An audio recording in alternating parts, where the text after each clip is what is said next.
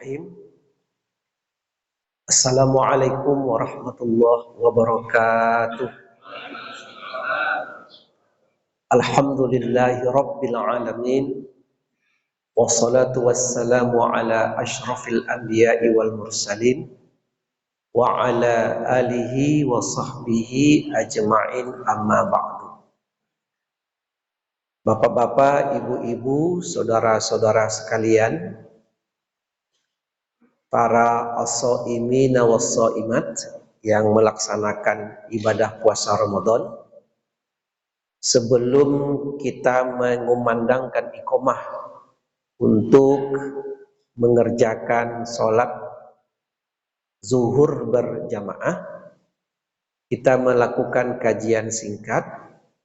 Pada kesempatan ini kami akan membaca satu hadis dari Nabi Muhammad sallallahu alaihi wasallam, hadis riwayat At-Tirmizi. Nabi Muhammad sallallahu alaihi wasallam bersabda, "Man shalla lillahi," siapa yang mengerjakan salat karena Allah, arba'ina yauman, selama 40 hari berturut-turut, fi jama'atin, secara berjamaah. Nah, hadisnya seperti itu, Pak.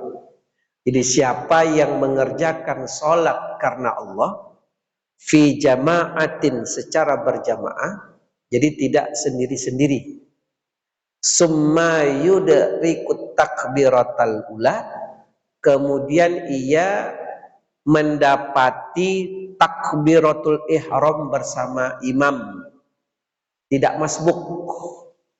Nah, tidak masbuk. Jadi dia sholat selama 40 hari, ya. Jadi hadis yang pas itu 40 hari. Nah, siapa yang sholat karena Allah selama 40 hari secara berjamaah, kemudian mendapatkan takbir pertama, Allahu Akbar, maka dia kemudian takbir. Karena terkadang sebagian kita ini ada yang jarang mendapatkan takbir pertama bersama imam, sering masbuk, betul enggak Pak? Ulun azan le, ulun Pak copek-copek ke masjid le. Ya, kadang-kadang imam balik ke belakang lurus dan rapatkan shaf, cuman setengah shaf atau satu shaf. Begitulah imam selesai, assalamualaikum, assalamualaikum, udah 3 shaf, 2 shafnya masbuk. Maka sebenarnya imam rakaat pertama itu disunatkan agak panjang untuk waiting yang dalam perjalanan. Tiada aja pertimbangan imam ini nampaknya, ya kan? Nah, itu siasat imam itu ya, dilama-lamakan dikit. Coba bayangkan Pak, kita yang sudah di masjid pula yang mempertimbangkan yang di luar, tapi gitulah jemaah. Nah, apa yang dihadiahkan bagi orang ini, dan ini bukan perkara mudah loh Pak, 40 hari berjamaah, ya, secara berjamaah. Kutibat lahu baro'atani, maka dicatatlah bagi orang ini 2 kebebasan. Dia akan mendapatkan 2 kebebasan. Dia akan mendapatkan 2 hal yang seharusnya menimpa dia, Allah bebaskan. Apa yang 2 itu? 1, baro'atum minan nar, dia kelak akan dibebaskan dari api neraka. 1. Yang kedua, wa baro'atum minan nifaq, dan ia dibebaskan dari sifat orang munafik.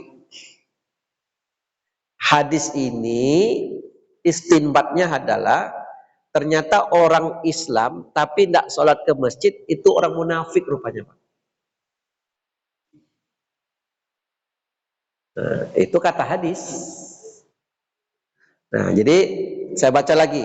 Ini saja hadis kita amalkan dan selesai perkara. Siapa yang sholat karena Allah, ya, bukan karena lain, disebut lillah. Maka kita kan kalau sholat ujungnya adaan lillahi.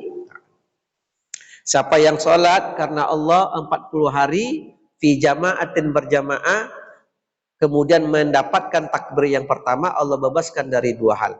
Pertama, bebas dari api neraka. Kedua, bebas dari sifat-sifat munafik. Nah, di sini tidak disebut apakah jemaah itu dikoordinir atau tidak.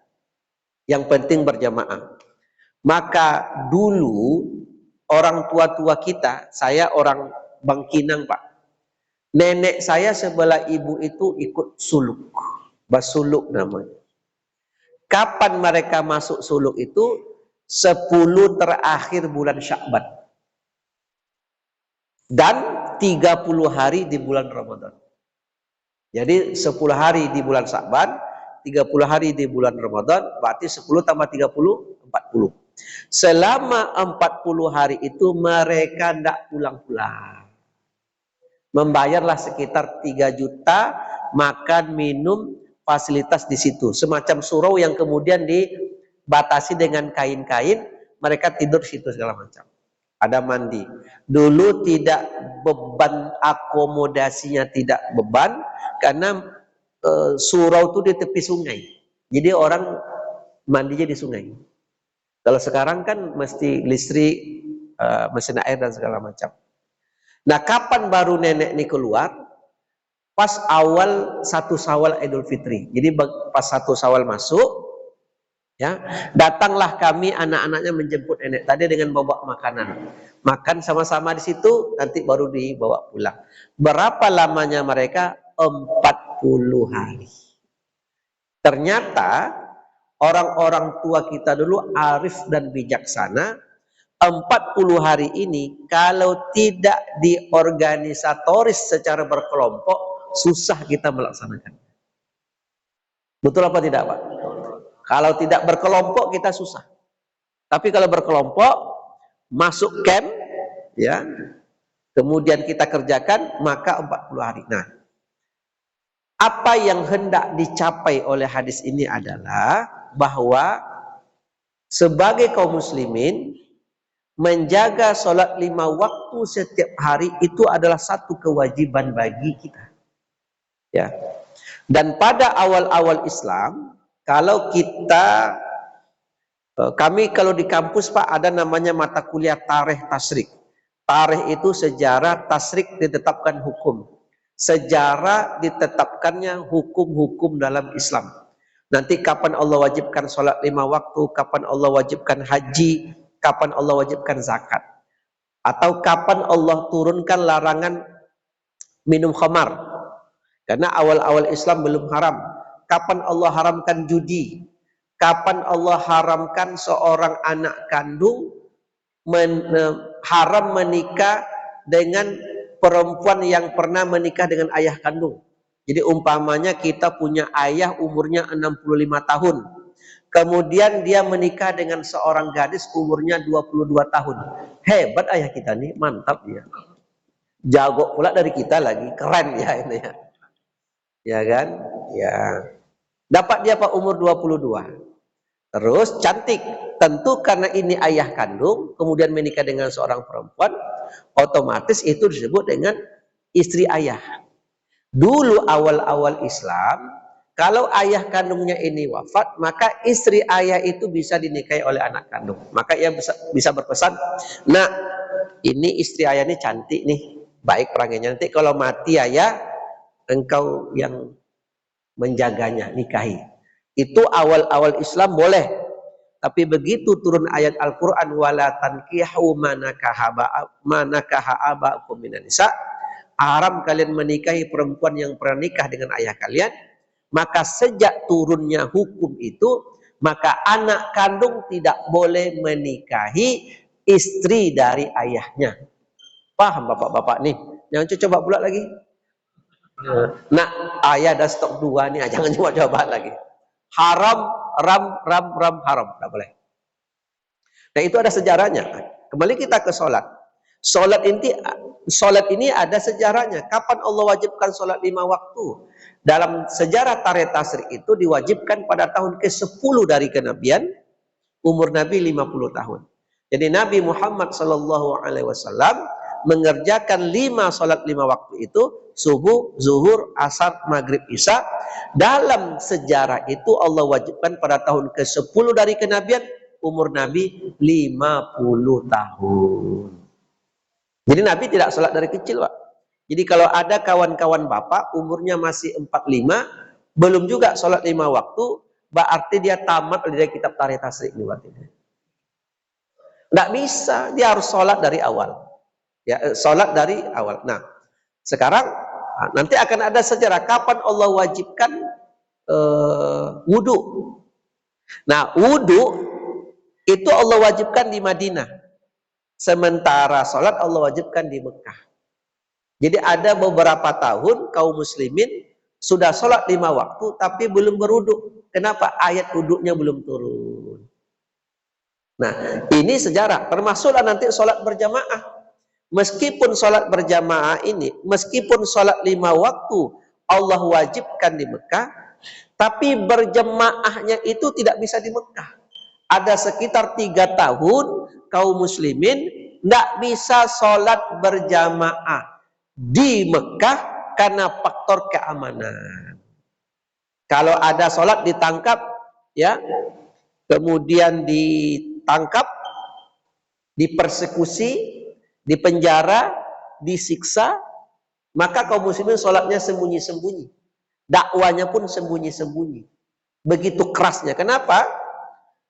Kekuasaan tidak sama Nabi, kekuatan aparat hukum tidak sama Nabi, kekuatan tentara tidak sama Nabi, ekonomi, segala kekuatan negara dipegang oleh Abu Jahal dan Abu Lahab. Saya tanya bapak-bapak, kalau lahirlah bapak-bapak zaman Nabi, Bapak ikut Abu Lahab atau ikut Nabi ini? Antara. Kalau menengok pilpres nampaknya ikut Abu Jahal, nampaknya gitu. Karena kita takut ditekan kan? Nah, kita takut ditekan. Bapak sekalian yang dimuliakan Allah. Nah, jadi ini penting. Ya. Kenapa? Belum tentu keimanan kita ini teruji ya. Syukur nih kita lahir pada kondisi yang aman, negara tentram ya. Negara tentram, sekarang kita aman, melaksanakan ibadah aman. Tetapi pada zamannya tidak bisa, Pak. Kapan baru sholat 5 waktu itu bisa dikerjakan? Ketika Nabi sudah hijrah ke kota Madinah, membangun Masjid Quba, barulah jemaah itu terjadi. Maka kalau ada orang sekarang belum juga sholat berjamaah, ini keterlaluan betul ini. Kenapa? Kalau nanti negara ini sudah tidak aman, sholat berjamaah dilarang, kita tidak bisa lagi, Pak. Maka kembali kita ke pokok, bapak-bapak, ibu-ibu, saudara-saudara sekalian. Jadi ayat ini, hadis ini kita ulang dari awal sebelum kita tutup untuk mengunci pengajian. Man shalla lillah, siapa yang telah salat karena Allah, fi jama'atin berjamaah, kemudian mendapatkan takbiratul ula, tidak masbuk, selama 40 hari, maka Allah bebaskan dia dari 2 hal. Pertama, bara'atun minan nar, kebebasan dari api neraka. Kedua, wa bara'atun minan nifaq, Allah bebaskan dia dari sifat-sifat munafik. Demikianlah satu hadis yang kita bahas di zuhur ini. Insya Allah di zuhur akan datang kita tambah lagi beberapa hadis lain yang terkait dengan fadilah kita beribadah kepada Allah Subhanahu wa taala. Ini saatnya kita di majelis yang berkah, di rumah Allah yang penuh berkah, di bulan yang penuh berkah, dan pada saat kita berpuasa saat yang penuh berkah. Mudah-mudahan keberkahan yang meliputi kita hari ini juga dianugerahkanlah keberkahan kepada kita, anugerahkan keberkahan kepada ayah ibu kita, Allah anugerahkan keberkahan kepada anak cucu keturunan kita, dan Allah berkahi, dan Allah anugerahkan keberkahan buat kampung halaman dan negeri kita ini. Bila taufiq wal hidayah, wassalamualaikum warahmatullahi wabarakatuh.